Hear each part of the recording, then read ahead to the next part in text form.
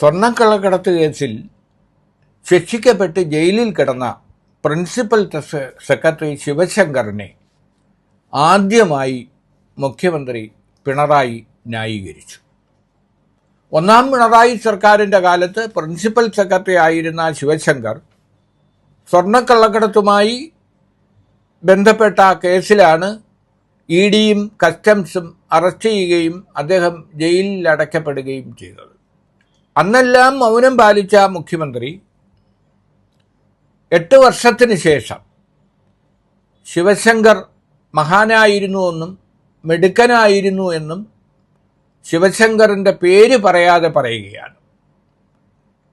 ഡിവൈഎഫ്ഐയുടെ സ്റ്റാർട്ടപ്പ് ഫെസ്റ്റിവലിലാണ് ഒന്നാം പിണറായി സർക്കാരിൻ്റെ കാലത്ത് സാങ്കേതിക രംഗത്ത് ഒരുപാട് നല്ല കാര്യങ്ങൾ ചെയ്ത ഒരു ഉദ്യോഗസ്ഥനുണ്ടായിരുന്നെന്നും അദ്ദേഹം മിടുക്കനായിരുന്നു എന്നും വ്യക്തിപരമായ ദൗർബല്യങ്ങളുടെ പേരിൽ വേട്ടയാടപ്പെട്ട ഉദ്യോഗസ്ഥനായിരുന്നു അദ്ദേഹമെന്നും പിണറായി പറയുന്നത്. പക്ഷേ അപ്പോഴും പിണറായിക്ക് തൻ്റെ പ്രിൻസിപ്പൽ സെക്രട്ടറി ആയിരുന്ന ശിവശങ്കറെന്നോ അല്ലെങ്കിൽ അദ്ദേഹത്തെക്കുറിച്ചുള്ള സൂചനകളോ നൽകാൻ കഴിയുന്നില്ല.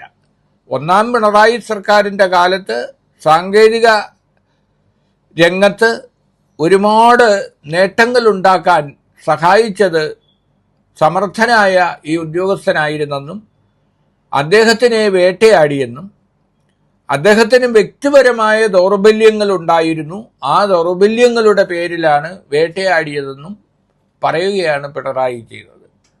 അപ്പോൾ ആലോചിച്ചു നോക്കൂ, ഒരു സമയത്ത് സ്വപ്ന സുരേഷിനെയും ശിവശങ്കറിനെയും സ്പ്രിംഗ്ലർ ഇടപാട് വിവാദമായപ്പോൾ ന്യായീകരിച്ച മുഖ്യമന്ത്രി ആദ്യഘട്ടത്തിൽ വിവാദ വനിത എന്നാണ് സ്വപ്ന സുരേഷിനെ വിശേഷിപ്പിച്ചിരുന്നത്. അത് കഴിഞ്ഞാണ് സ്വപ്ന സുരേഷും ശിവശങ്കറുമായിട്ടുള്ള ബന്ധങ്ങൾ പുറത്തു വരുന്നത്.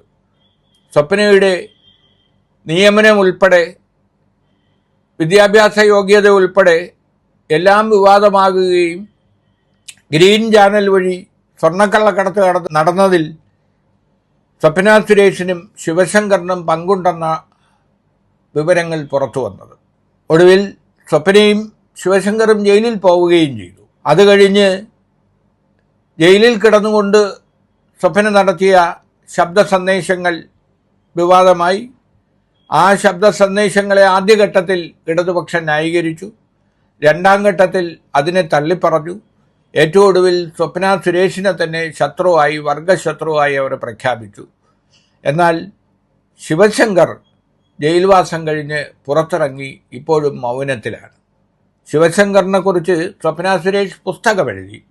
ആ പുസ്തകത്തിൽ ഞെട്ടിക്കുന്ന ഒരുപാട് വെളിപ്പെടുത്തലുകളുണ്ടായി. കറണ്ട് ബുക്സ് പ്രസിദ്ധീകരിച്ച സ്വപ്നയുടെ പുസ്തകങ്ങൾ ലക്ഷക്കണക്കിന് കോപ്പികളാണ് വിറ്റഴിഞ്ഞത്.